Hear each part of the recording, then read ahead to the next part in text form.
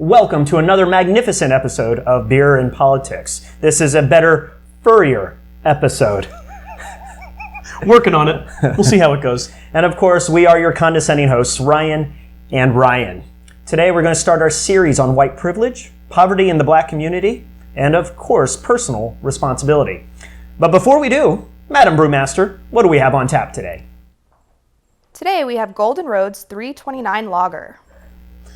So Golden Road 329 Lager. This is a lager beer, much like you would, well, Budweiser calls itself a lager.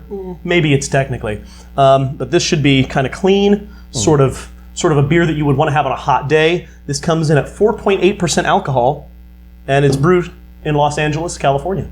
What do you think? I think it's okay. Yep. Maybe slightly better than okay. It's nothing remarkable to me. Of course, it is a lager, which is supposed to be easy to drink. I would drink this on a hot day. My biggest issue is, for me, there seems to be a little bit of bite at the end that I'm not expecting, that I wouldn't normally expect. That could just be me. I actually agree with you. I think this is an okay beer. Yeah. It's that bite at the end. It seems it's a weird bitterness. It's like maybe like an improper roasting or something like that, because it's not a hop bitterness. I was going to say it's not hoppy. This is not bitter. A hop bitterness. Yeah. This isn't that refreshing kind of grassy or summer's day citrusy hop aroma or flavor that you can get. But it's okay. It's okay. It's better than some others, but there are definitely other lager beers that are going to be more refreshing, that are going to hit the spot more for that thing. I'm going to give it 3 drunken senators. I'll give it 3 drunken House of Representative people. There we go. All Representatives. Right. Congressmen. Congressmen. We'll go with that. We'll go with that. Senators are technically congressmen, though, Ryan. It's true. Yeah. They all are. Fun fact. So, it's the Golden Road 329 Lager. Oh, no. Thank you very much. If you're ready for an okay beer, go out and get it. Yeah. Cheers. Cheers. So, as I said, we're doing a series here on white privilege, poverty in the black community, and personal responsibility. Today's discussion is going to focus specifically on personal responsibility. Subsequent episodes will tackle all of the rest of it. All right, so today's episode is brought to us by our friend, Ben Shapiro. This is not a solely Ben Shapiro-focused discussion, but a lot of it will be, because he's really good at giving us talking points to talk about. Very, very good. So Ben Shapiro says the issue of poverty in the black community is not an issue of white privilege. It's an issue of personal responsibility. He comes to this conclusion, at least in part, thanks to a study performed by the Brookings Institute, which shows a correlation between 3 specific behaviors and the middle class. Okay, and when we say correlation, what we mean is a relationship. Those behaviors were graduating from high school, not having children out of wedlock before the age of 21, and having a full-time job. If you do those 3 things, it appears you end up in the middle class. But again, correlation just means they are related to each other. So where we find those behaviors, we find the middle class. Where we find the middle class, we find those behaviors. Now, Ben Shapiro wants to take it a step further and show causation. He does this a lot. He's going beyond correlation. He actually wants to show that one of them produces the other, or results in the other, or causes the other. In this case, he wants these behaviors to cause the middle class. And he does that for a very specific reason. Because if behavior drives environment, and environment doesn't influence behavior, which is what he's saying here, then white privilege doesn't even have to be discussed. Because white privilege is entirely environmental. White privilege is the idea, if you believe in it, that when we're born in America today, just being born white, the environment will benefit us. The system that we live in will benefit It's just white easier. people. It's easier. And so it's entirely environmental. And if the environment doesn't influence your behavior, then we don't even need to talk about the environment. He's saying just change your behavior, and that will change the environment. And so he does this, he goes beyond that to actually wrap it in one more thing, personal responsibility. He calls these behaviors of personal responsibility. And all of this is to accomplish 2 things. One is so we can blame the poor for being poor and excuse ourselves from having to help them. Because keep in mind, if environment doesn't matter and it's a personal responsibility, there's nothing we could do to help them. Right. So it excuses us from doing that. It blames them for their situation. And on the flip side, he gets to take credit and congratulate himself for his situation of not being poor. Now, if you believe that this is the case, then you should also note that if environment doesn't influence you, then your family doesn't, your community that you're growing up in doesn't, the amount of money you have doesn't, the quality of your education doesn't. None of that environment has anything to do with your behavior. It's personal responsibility. It's just your behavior. That's what you think. Yeah. And the idea here is that in America today, the only people who aren't victims are the poor. If you were born poor and you remained poor, you're not a victim. You are irresponsible. You are lazy. It doesn't matter how many jobs you work. It doesn't matter how many hours you work. The fact that you're born poor and remain poor means you're irresponsible and lazy. Now, everybody else, by the way, gets to be a victim. If you were in the middle class, your job got shipped overseas, you lost your job, you're not irresponsible for not being highly skilled or furthering your education. Right. You're a victim. You're a victim of corporate greed. The corporation's trying to increase their margins. That's what you're a victim of. Maybe you had a perfectly fine job, a stable job, and you traded it. You wanted to start your own business, live the American dream, be your own boss, make your own hours, and your business goes under. You're not irresponsible for giving up a perfectly good job. No, you're a victim. You're a victim of perhaps the economy or big business undercutting you. Everyone but the poor gets to be a victim in society today. And when we look at personal responsibility, we don't look at it objectively, right? We're saying these three behaviors are behaviors of personal responsibility. If you don't do them, you're clearly irresponsible. But then we have Richard Branson, self-made billionaire, Right. founder of all things Virgin, Virgin Mobile, Virgin Atlantic, everything Virgin. He dropped out of high school when he was 15. He's not a cautionary tale. We don't say, look at Richard Branson, don't be like that guy. No, largely we would say he lived the American dream. Granted, he's not American, but the dream is. This is the dream. It's still the same thing. So we don't look at it objectively. And all this is to say that I'm up on a soapbox right now. These are just my opinions. I would hope that this discussion might go a little bit further than me just having an opinion. So today we're going to look at a graph of the median household income over the past about 50 years. And what we're hoping to see, because remember, our behavior is driving our income, because the middle class, when we're talking about the middle class, we're talking about income. Right. Our behavior is driving that. Hopefully we can see how behavior affects income levels across a 50 years worth of data graph. It's a pretty decent scope. Right. So before we do, I'm going to talk about three statistics. Okay. And they're related to these behaviors. So the first one I want to point out is that the black community is graduating high school at a rate of 88% according to Pew Research as of 2015. Okay. That is 5 percentage points lower than the white community. Okay. But it's more than 60 percentage points higher than the black community was graduating at in the 60s. All right. Number two, the unemployment rate in the black community is down a third since the 60s. It is about 4 to 5 percentage points higher than the white community today. So at this point, that's probably around double. It is around double.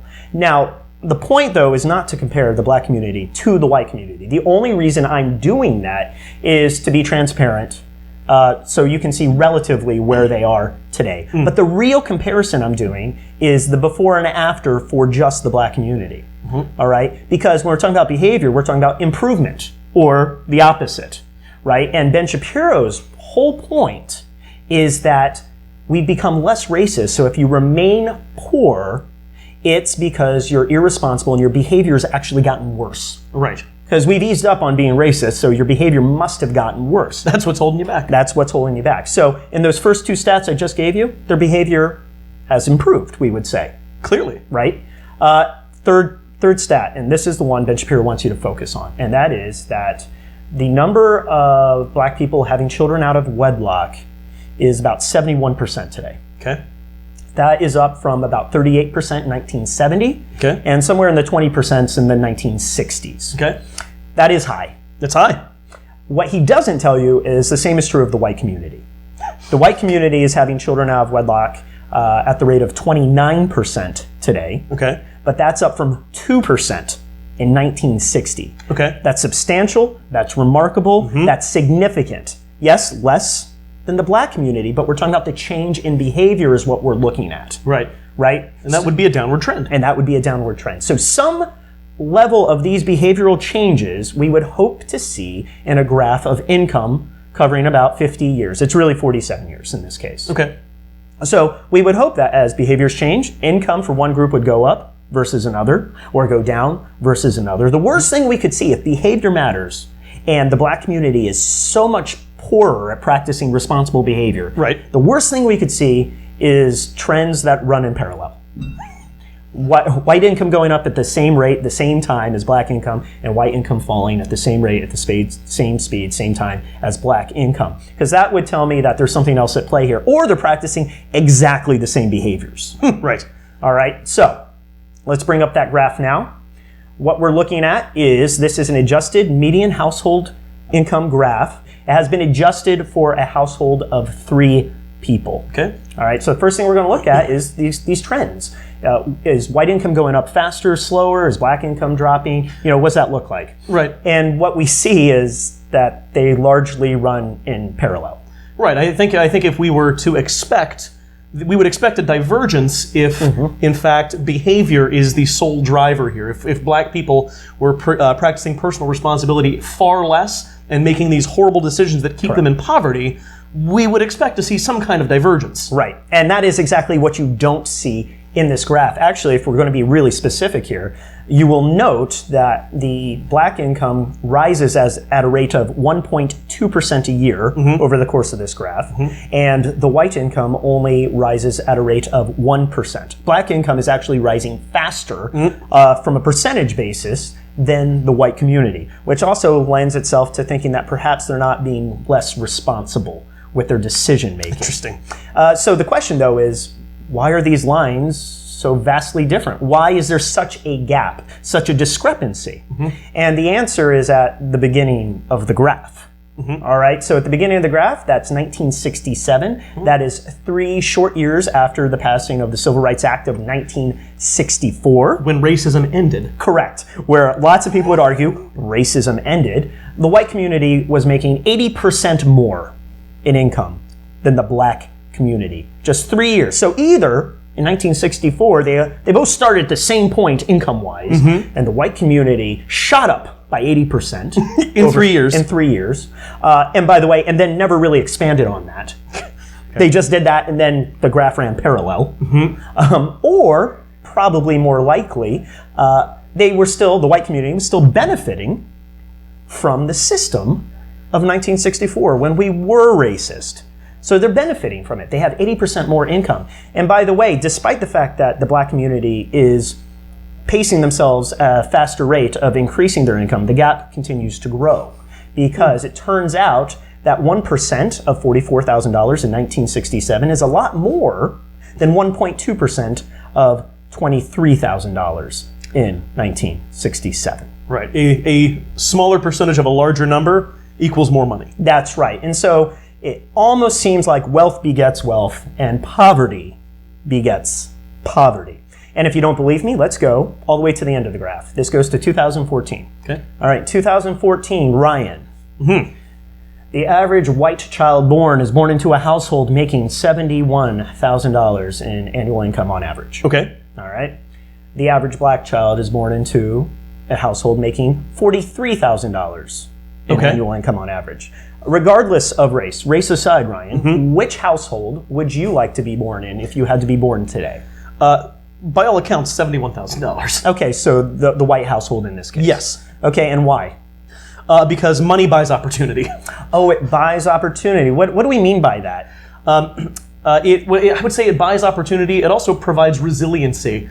So if, let's say, you want access to an education. Sure. It's you don't have to start off in as much debt, perhaps. Maybe it's easier to secure a loan for anything because you have higher income. If someone gets sick, if something happens, you have more wealth, in this case you have more income to fall back on. It provides a resiliency to stop you from falling further down. That's right. I mean, you nailed it. Opportunity. It's opportunity to live in a nicer, safer neighborhood. Oh yeah, that's huge. Opportunity to be in a place that has jobs, to move to places that have jobs, opportunity to buy goods and services of value, opportunity to seek out that quality education, opportunity to have resiliency. When we talk about money and we talk about America today, we say everybody has the same opportunity. That is incorrect. Not we true. all want more money for more opportunity, and those who have more money have more opportunity. Opportunity to travel, which counts as education, by the way. There's more opportunity with money. That's why we want it. We don't just want stuff, we want better stuff. We want the best stuff, and that translates in opportunity. Now, if you don't believe me today, then what you're saying is that what we could do is we could swap at birth that average white child and that average black child, and the black child can go live in the household making $71,000, and the white child can go and live in the household making $43,000. And on average, when they finally become adults, they will be making whatever the average median household income is for their race group. And in this case, you would say that white child who was making $43,000 will be making 71, and that black child will not make 71,000. They will regress down to $43,000. That environment did not matter at all. By the way, that prospect sounds absolutely ludicrous. Thank you. That was the word I was going to use. It's ridiculous. ludicrous. That is the dumbest thing anyone could ever say, is that your environment, especially in terms of income, doesn't matter. Because we know it matters.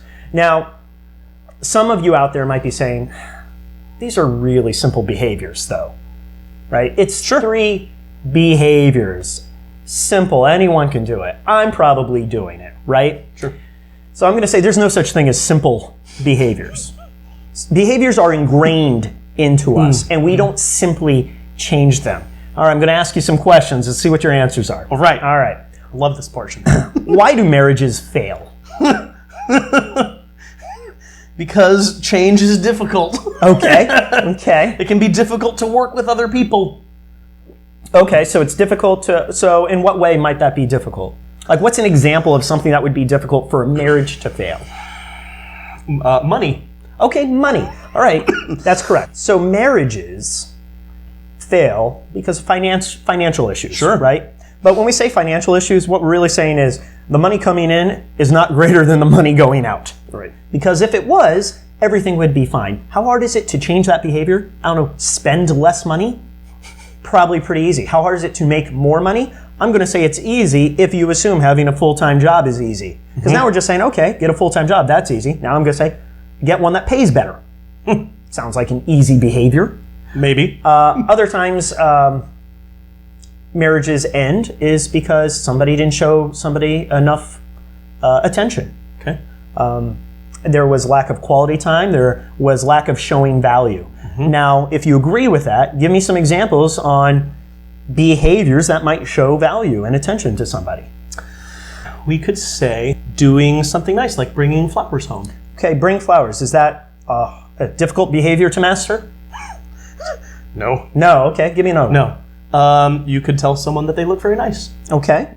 You could do dishes. You could do dishes. You could help your kids with their homework. You could watch a TV show you don't care about simply because the other person does. All of these things are very simple behaviors, and marriages end because of them. You could just leave work a little early, maybe. You could work a little early. You could leave work a little early. All of these are really simple behaviors, and marriages end because of them, because we can't do them. Another thing, America's overweight, Ryan. We're in the middle of a healthcare crisis right now. True. And the majority of America is overweight. The first thing a doctor will tell you if you go to a doctor and you say, I'm not feeling well, I'm diabetic, I'm any number of things, they'll say, you should probably be at a healthy weight. Lose weight. They're going to say lose weight. It covers a bunch of illnesses if you get to a healthy weight. And we can't simply do that. All we're asking is to not shove food in your face. It actually takes less work to lose weight than it does to maintain or to gain weight. Like, physically speaking, it requires less effort. This is a simple behavior. Just stop shoving food in your face and maybe go for a walk. And yet America is overweight and will wait for a heart attack before we even think about changing that. There's no such thing as a simple behavior. Behaviors are difficult, they are ingrained, they are hard to change, they are hard to break, they're hard to start. I don't want to hear about simple behaviors and how you practice them. All right? Number 2, Ben Shapiro is going to say, he might say, that me, Ryan, is creating a conspiracy theory. He gave us an example of what he means. And what he says is, just because we have statistics that back up a point doesn't mean that the story that we're telling is actually truthful. It could be a conspiracy. And he says, in the NBA today, statistically, there are very few short Jewish people. He was more specific, I believe he said 5'9". 5'9", I think, yeah. Right, but short Jewish people don't exist in the NBA statistically. You could say the NBA is prejudiced against short Jewish people. There's a conspiracy, but we know that's not true. He says, I think it's something like a statistical abnormality doesn't equal racism. Something like that. Oh, there you go. All right. Sure. And so he'd say you could make a conspiracy theory revolving around that, but we know that's not true. Right. And here's the deal. I'm not saying there's a conspiracy theory against black people in the United States today. I'm not saying there isn't either, by the way. But that's not what I'm arguing about. What I'm saying is there's a system today. Just like in the NBA, there's a system that doesn't benefit 5'9" short Jewish people. We're going to start throwing away the Jewish part. Sure. Because that's not really what I'm talking about. But here's the deal. It doesn't benefit short people. The NBA benefits tall people. Yes. Just like in America today, being white benefits you. Through, in both cases, no fault or effort of your own. Correct. You are tall because of genetics. You are white because of genetics. In the NBA today, if you're a short person, you have exactly the same skill set and talent level as a tall person. The tall person is far more likely to make it into the NBA. If you are short, you will have to work harder. Just like in America today, if you are black, you're going to have to work harder on average. We always have to say on average. We all can say there's this time where something happened. Yes. Yeah. On average, though, we're saying you have to work harder, both in the NBA if you're short and if you're black in America today. For the same outcome. For the same outcome. To make it in America. To make it in the NBA. In this case, we're talking about being in the middle class if we're going to stay with the beginning of this discussion. So that's what we're saying. And I want to make this clear, especially with politics being so amped up as it is today.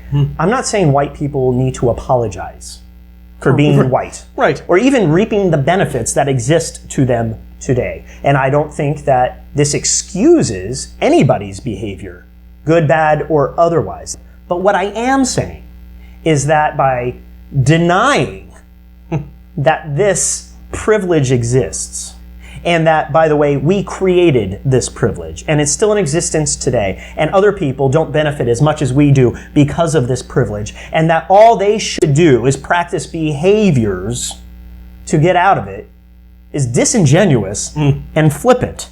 And it only serves to keep us from having to tackle the issue in general. We shouldn't have this discussion. It's a stupid discussion.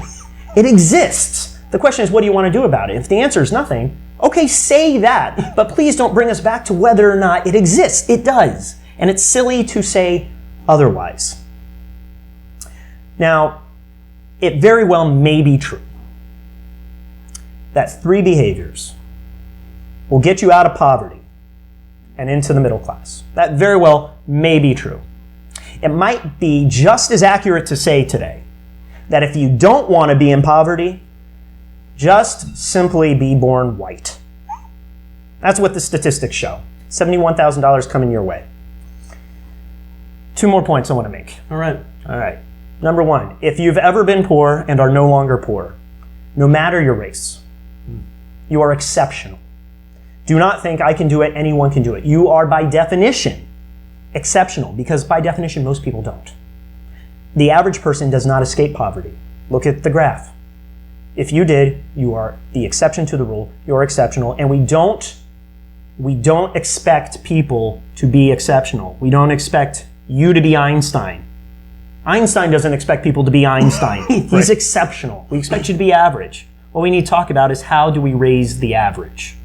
All right. Number 2, if you agree with the Brookings Institute's study, you might be interested to know that they did a follow-on study, because this was done in 2012 or 2013, something like that, where they followed black people who actually exhibited these 3 behaviors. And what they found is they still made less money than white people. Now, I'm not making any more commentary about it, just something to chew on. It's an interesting stat. It is an interesting stat. That relates to exactly what Ben Shapiro was talking about. So, if I've done my job today, hopefully we're in agreement that environment certainly influences behavior. And I think we'd also be in agreement that your behavior can change your environment. Yes. They correlate, if you will. They're not causal. They are not causal. They correlate. And that's the end of the discussion for me.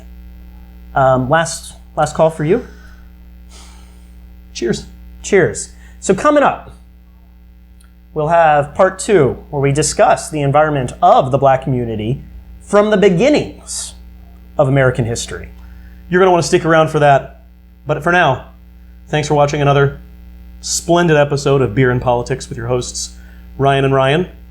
We are now on iTunes, Google Play, and Stitcher as a podcast. So check us out. Don't forget to like, subscribe, tell your friends, leave a comment.